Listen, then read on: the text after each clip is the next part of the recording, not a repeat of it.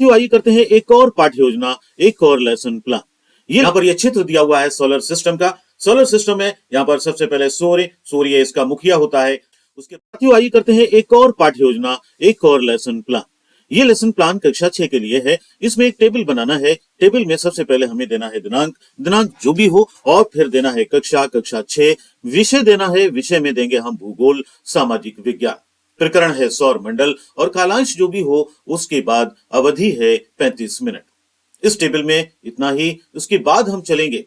इसके बाद हमें देना है सामान्य उद्देश्य। सामान्य उद्देश्यों में सबसे पहला उद्देश्य है छात्रों में विज्ञान विषय के प्रति रुचि बनाना, मानसिक शक्ति का विकास करना, विज्ञान के तथ्यों एवं नियमों का ज्ञान बढ़ाना, वैज्ञानिक दृष्टिकोण का विकास करना। उसके बाद यहाँ देना है हमको विशिष्ट उद्देश्य। विशिष्ट उद्देश्य में छात्रों को सौर मंडल के विषय में विस्तार पूर्वक बताना। सहायक सामग्री में श्यामपट्ट, ग्रीन बोर्ड, व्हाइट बोर्ड, सौर मंडल का चार्ट और चौक, डस्टर आदि। पूर्व ज्ञान में बच्चे चांद, सूरज, तारे व आकाश की जानकारी रखते हैं। शिक्षण विधि में प्रश्नोत्तर तथा व्याख्यान विधि का हम करेंगे प्रयोग।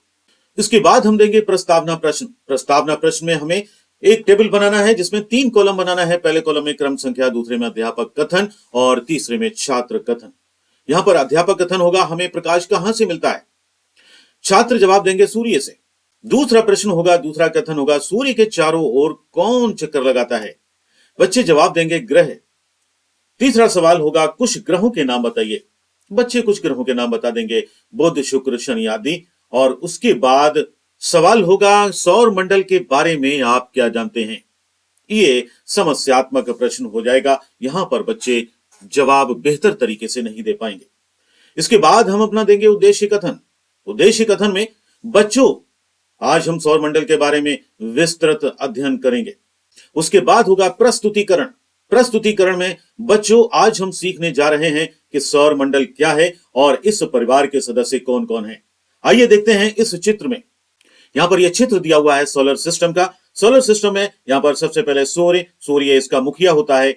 उसके बाद ग्रहों की जानकारी दी गई है, बुध, शुक्र, पृथ्वी, मंगल, बृहस्पति, शनि, अरुण, वरुण, यम खत्म हो गया है। अभी वर्तमान में हमारे पास हैं 8 ग्रह। यहां पर इस चित्र से हमें बहुत सी जानकारियां मिलेंगी। पहली जानकारी है, सूर्य के सबसे पास ग्रह कौन सा है, बुध है। उसके बाद कौन सा है, शुक्र है, फिर पृथ्वी है, फिर मंगल है, बृहस्पति, शनि, अरुण, वरुण, यम। यहाँ पर देखिए बुध बहुत छोटा सा है, सूर्य के करीब है, इसलिए इसका टेम्परेचर बहुत ज्यादा रहता है, इसलिए इसको यहाँ पर रेड कलर से दिखाया गया है। उसके बाद शुक्र, फिर पृथ्वी नीला ग्रह भी कहलाता है, यहाँ पर यह नीले रंग का दिखाई देता है। फिर यहाँ पर देखिए लाल रंग का है मंगल, इसको लाल ग्रह भी कहते हैं। उसके बाद बृहस्पति और फिर शनि, फिर अरुण और यम। यहाँ पर सबकी कहानी अलग अलग, सबकी सूरत अलग अलग। उसके बाद प्रस्तुतिकरण टेबल बनेगी, प्रेजेंटेशन होगा। पहला शिक्षण बिंदु, दूसरा अध्यापक कथन, तीसरा छात्र कथन और चौथा शिक्षण विधि। शिक्षण बिंदु है सौर मंडल। अध्यापक कथन स्पष्टीकरण होगा, सूर्य और उसके चारों ओर घूमने वाले ग्रह, उपग्रह, धूमकेतु, उल्का पिंड व अन्य मिलकर सौर मंडल बनाते हैं। इसका जन्मदाता है सूर्य, जो एक बड़ा तारा है और पूरे सौर मंडल को ऊर्जा व रोशनी देता है। सौर परिवार का मुखिया यही है। बच्चे ध्यानपूर्वक सुनेंगे, ये स्पष्टीकरण विधि है।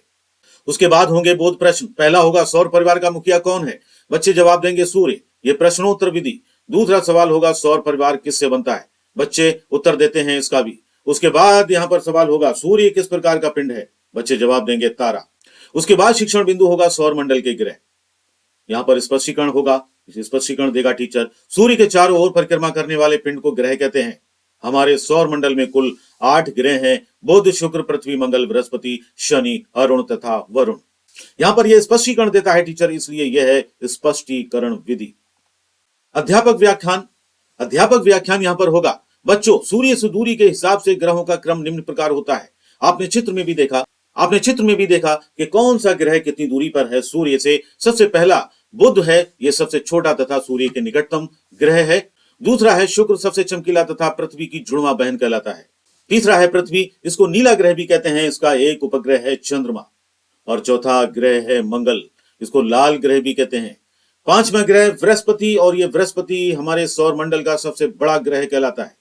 उसके बाद है शनि को कहते हैं पीला ग्रह। उसके बाद अरुण मीथेन गैस की होती है यहाँ पर, और इसलिए इसको हम ग्रीन ग्रह कहते हैं। उसके बाद है वरुण। वरुण सूर्य से सबसे दूर का ग्रह है, इसी वजह से इसको सबसे ठंडा ग्रह भी कहते हैं, क्योंकि सूर्य से दूर होने के कारण इस पर टेम्परेचर सूर्य का बहुत कम पहुंचता है। उसके बाद होंगे बोध प्रश्न। पहला प्रश्न होगा सौर मंडल का सबसे छोटा ग्रह कौन सा है। दूसरा प्रश्न होगा नीला ग्रह कौन सा है। तीसरा होगा सूर्य से निकटतम ग्रह कौन सा है। उसके बाद हेडिंग होगा मूल्यांकन प्रश्न का। पहला मूल्यांकन प्रश्न, सौर मंडल से क्या तात्पर्य है। दूसरा प्रश्न होगा सौर मंडल में कुल कितने ग्रह हैं। तीसरा होगा सबसे बड़ा ग्रह कौन सा है। ग्रह कार्य उसके बाद देंगे। ग्रह कार्य में सौर मंडल का अध्ययन करके समस्त ग्रहों के नाम याद करके आना है बच्चों। यहां पर ये देखिए एक और इमेज दी हुई है। यहाँ पर बुध, शुक्र, पृथ्वी, मंगल, यहाँ सारे ग्रह दिए हुए हैं। सारे ग्रह परिक्रमा करते हैं किसकी, सूर्य की। तो दोस्तों ये थी पाठ्य योजना, ये था लेसन प्लान कक्षा 6 के लिए, विषय भूगोल के लिए, और प्रकरण था सौर मंडल।